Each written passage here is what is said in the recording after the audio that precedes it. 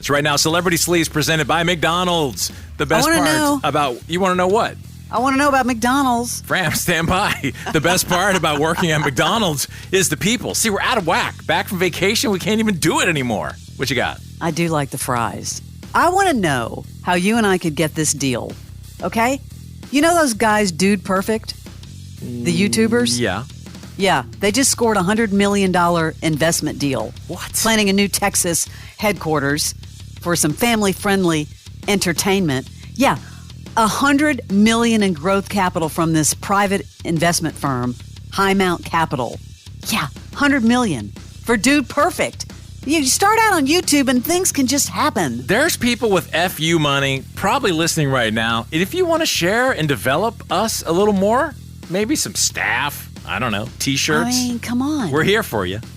Okay, I was really wondering when this was going to happen. Remember on the Oscars when Kimmel went on and on about Robert Downey Jr.'s past and the drug use, and we were like, dude, enough. On and on. On and on and on. Finally, Robert Downey Jr. is addressing it. You know what he said to Esquire? I don't care. I love Jimmy Kimmel.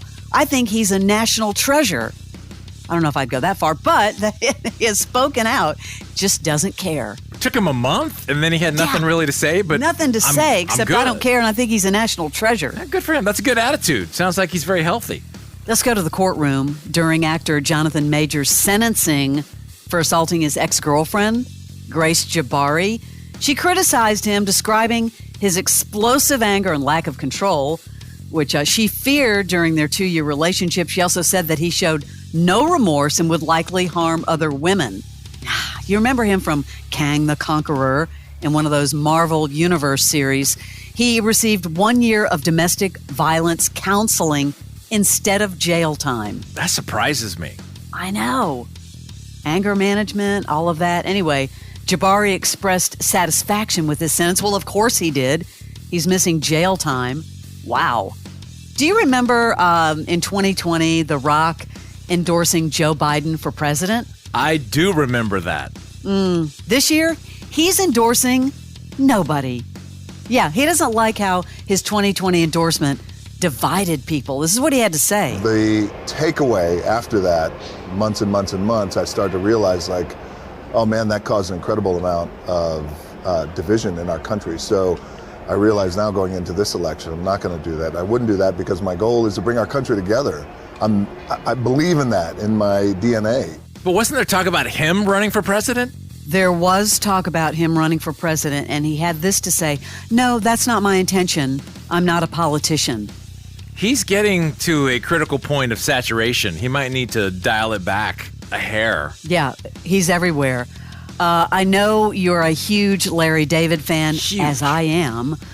So on the Sunday sit-down with Willie Geist, he opened up about the loss of his dear friend and, of course, comedy legend, Richard Lewis. He was just the sweetest guy. It's so hard to believe that he's not here. Actually, I talk to him because I feel he's watching me, and I tell him to, hey, leave me alone, keep away, you got stuff to do. I loved him. Max just released a bunch of post-finale footage from when they filmed the last scene.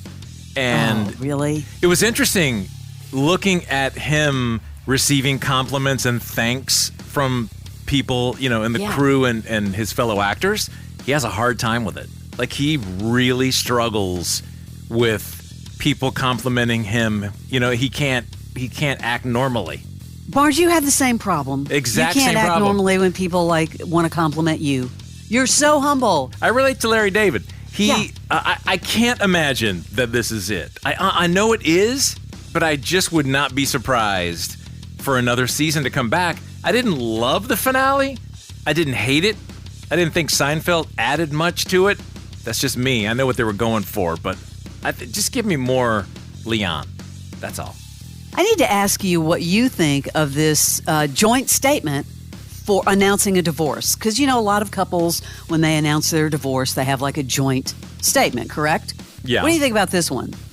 After a long tennis match lasting over 20 years, we're finally putting our rackets down. I thought it was kind of clever. 20 years. Famous tennis people? No, not famous tennis people. Sasha Baron Cohen and Isla Fisher. What? Now, this is suspicious timing. Suspicious timing because, as you remember, he is mentioned in Rebel Rising, the Rebel Wilson book, calling him out as an a-hole. And then like a week later, this announcement about their divorce after 20 years. In 2023, we jointly filed to end our marriage. We've always prioritized our privacy and have been very quietly working through this change. We forever share in our devotion and love for our children. We sincerely appreciate your respecting our family's wish for privacy. If even a week. It was just a couple of days. Yes, but didn't you think that joint statement was after a long tennis match? Lasting over 20 years, we're finally putting our rackets down? Yeah, a little weird. Who wrote that? This was all over yesterday. Now, you remember Liam Hemsworth, who was married, of course, to Miley Cyrus. Briefly. Well, he was on Instagram posting a black and white selfie from the gym. Noah Cyrus liked it. Now, you know, if you like something, if you're famous and you like something on Instagram, everyone's going to see it. So everyone was like, what?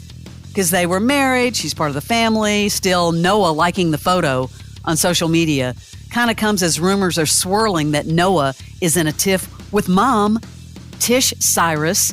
Because remember, Tish is married to Dominic Purcell, and Dominic had previously been in a relationship with Noah. Oh, that's right. What's happening in this family? What is happening? That's like the silent social cue for like putting your foot on it. You know what I mean?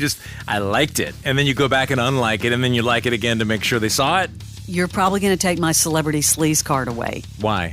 Well, because I talked to Brandy Cyrus over the weekend. And? Oh, I didn't say. What was I going to say? Tell me what's happening with your family? Well, I said nothing. You just... Well, she was at the CMT Awards, and I was just like, having casual conversation with her. I like Brandy a lot. But I was like, Barnes is going to be so mad that I didn't ask him. I don't care. Okay. Feel good. Well, thank you. Yeah. Then I can keep my celebrity sleaze card. And that's your celebrity sleaze.